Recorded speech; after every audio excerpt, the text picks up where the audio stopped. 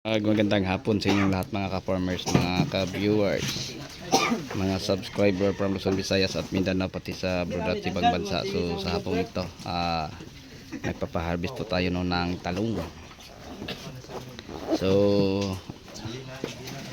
ang iba mga ka-farmers bukas pa, no? Kasi yung nag-harvest kami kahapon, kalahati lang ito ang tira. Then ang iba bukas. Sobrang mura na ngayon ang talong. Tag 15 na lang per kilo dito sa Batangas. Iwan ko kung magkano sa ibang lugar. So sa lahat ng mga talong farmers, paki-comment lang po. Ang ampalaya dito 40, 50. Ang talong 15. Ang kamatis 25, 20. 'Yon ang presyo ngayon.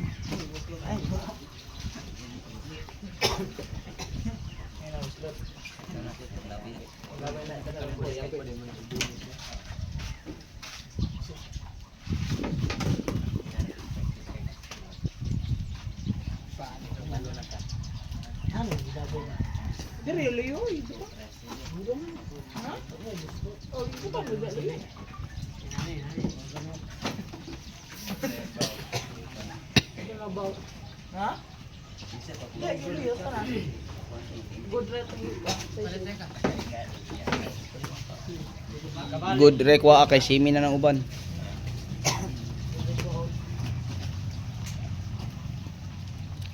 Medyo maputla kasi sobrang init. Kulang sa tubig. Medyo mag-green.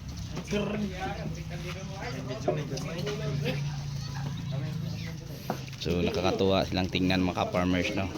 Yung mga tauhan natin na nagklasify ng talong.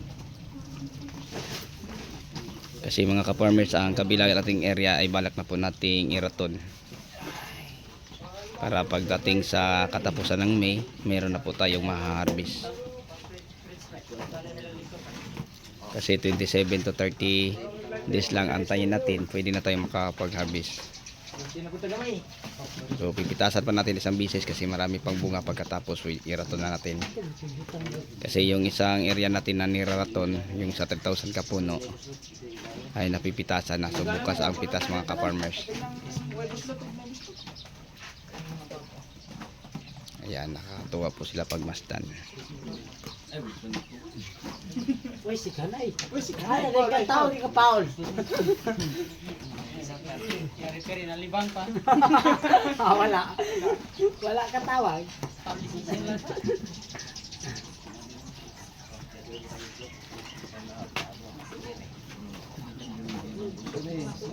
Sikan. Kada yun. Umiyak.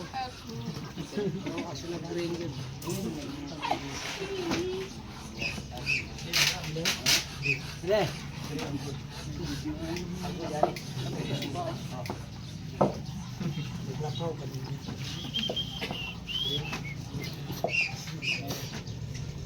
So bukas patay sana po kami. Magpaibang planeta. Ay, lahat na ng address na ito. Isa may ng address. Di masundo okay. Philippine area. Isa naman mo. Di masundo okay. Pasko. Pasko ito. Bubuan. Parehas naman. Ang nangabot ka, parehas naman din mga lawas eh. Mga young fish, magpuday. Ano ka daw? Mura na. Amin, mangko. Dag ko ang... Wala? Nangabot. Salot. Nainitan, manggot. Tubo eh. Nainitan, inip niya. Sobrang dami namin, nasa 18 po kami lahat. Ha? Maubog. Wala tubo mo. Isa ko librat. Kulang sa tubig. Mali yan, mabisa kayo. Para makabot ang ulat.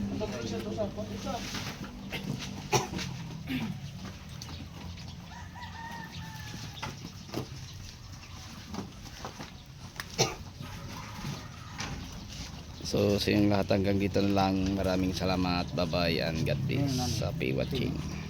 sa'yo na. Ya.